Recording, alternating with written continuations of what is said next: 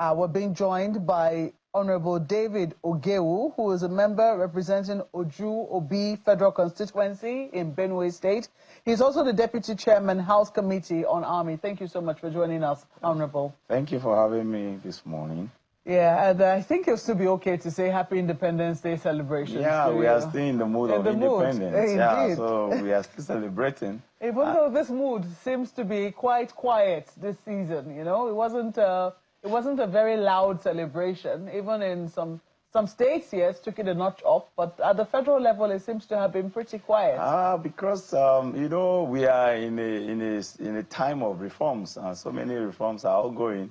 So some of these things will be coming. Of course, reforms generally comes with their own challenges, and the most important thing is looking at what is before us. Is it going to be of benefit to our country and then the citizens here unborn? That is the major concern. I think we are heading towards the right direction.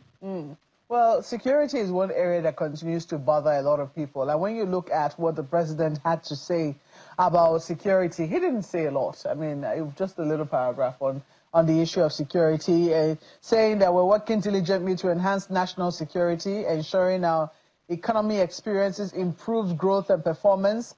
He urges us to celebrate the gallantry of our troops.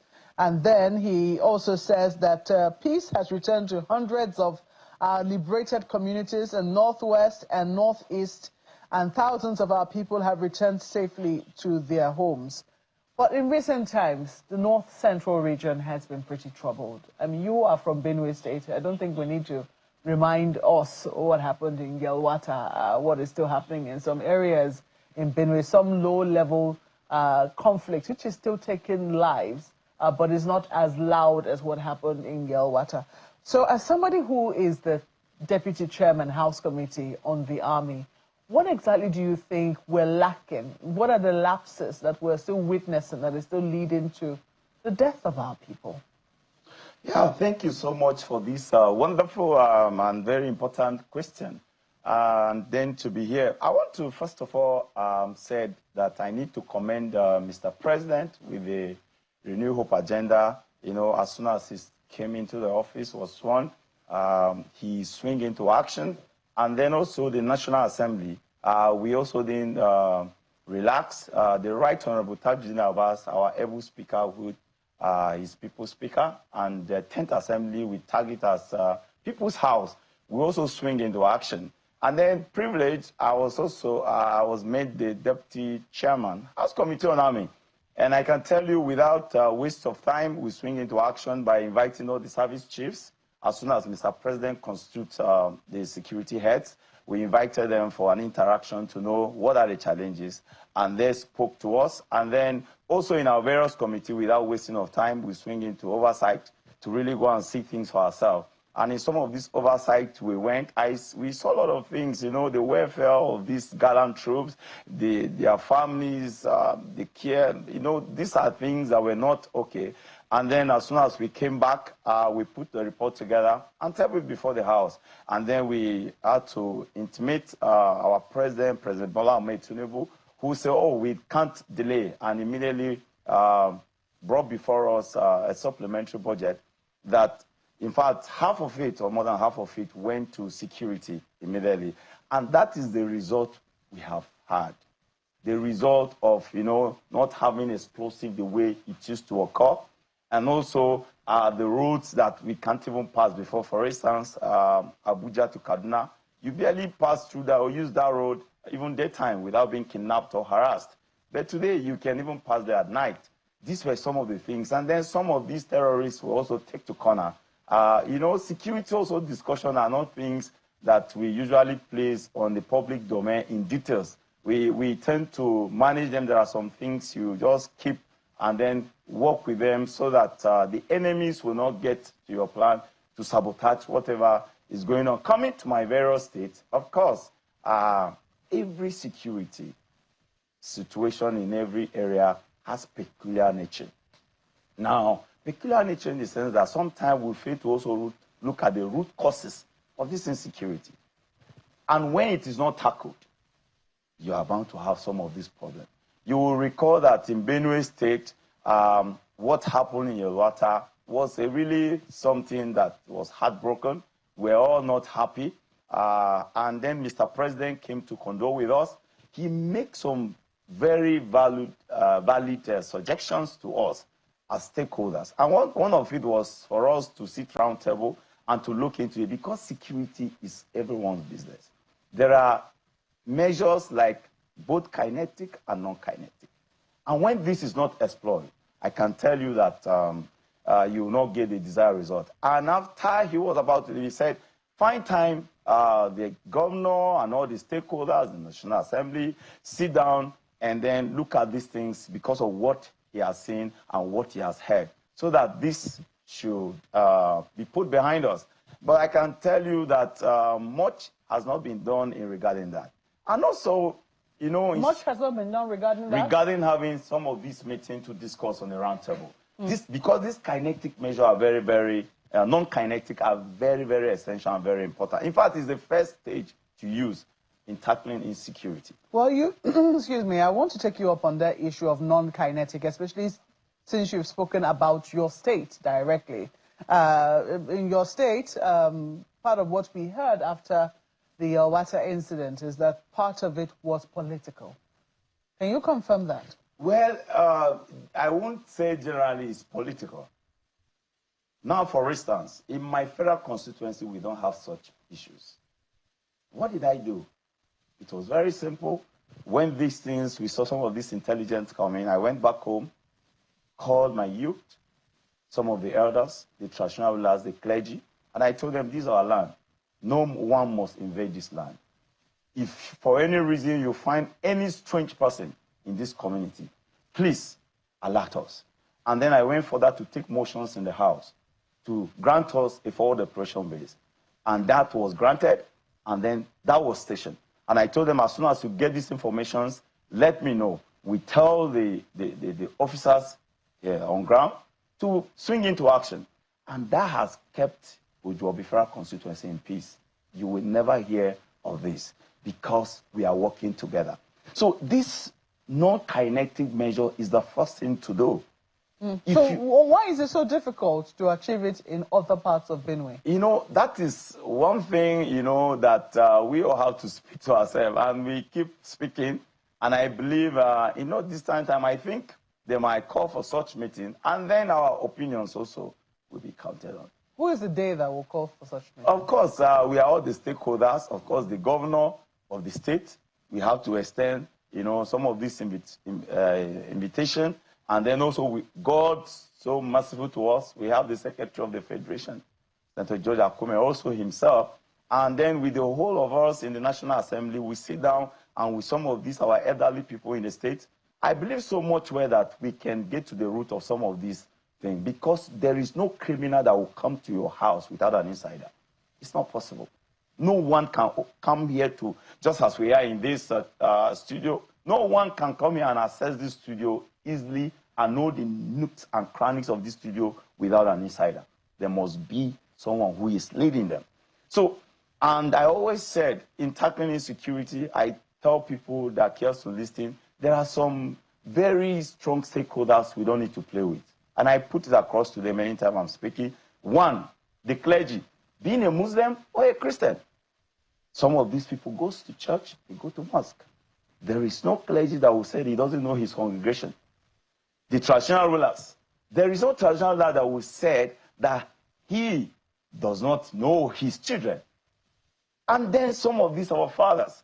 So there must be a way out of all these things if we sit on a round table. And this is very essential and very important. Well, I know that Ayo has questions for you as well. Ayo, over to you. It was in 2019, I recall, that the government of the day said that they are shifting from state-centric security to citizen-centric security. From my understanding, that inferred that the police will play more leadership role or a more leading role in the security and welfare exercises and all of that that the state would be putting in place. Do you see us doing that? Do you see us being more citizen-centric in our security as opposed to being state-centric? Yes, in this dispensation, this very government that we all are in is part of what, in fact, the president has been, clamoring upon and ensuring that enough fund goes to the state. I always mention this. There is no government we've had in place since the return of democracy that have ever, given to state the kind of allocations they get every month. No government. And then this involve or include the security votes. Now, the only way this can happen very well is when these funds are used judiciously. For instance, I always use also my federal constituency as an example. In the last programs I heard from the 1st of September to 6th of September, on the 3rd of September, we had a security summit. This cut across all my stakeholders. Of course, it cost. Security is expensive. In taking care of it, it cost me a lot. But I had to do it for the safety of my people. And then we come together, how the security heads comes together, we discuss way forward, and lot was said, and resolutions were taken, which we are implementing now, ahead of times, because you don't wait. So every state ought to do this. And then in speaking in aspect of, police should be the one in the lead in some of these, no one is disputing that. But I can assure you there is need for these security agencies to have this synergy. Without that synergy, without the kind of insecurity problem this present government inherited, or from the time past, look, it will not be possible. Now let's look at the security, the police, the police capacity as it's constituted today. I mean the manpower. What is their manpower? It's one question we should ask ourselves. When we even go to the army, what is their manpower? You will discover that we even need more of it. So if we don't have them have this synergy together, we will not be able to overcome this.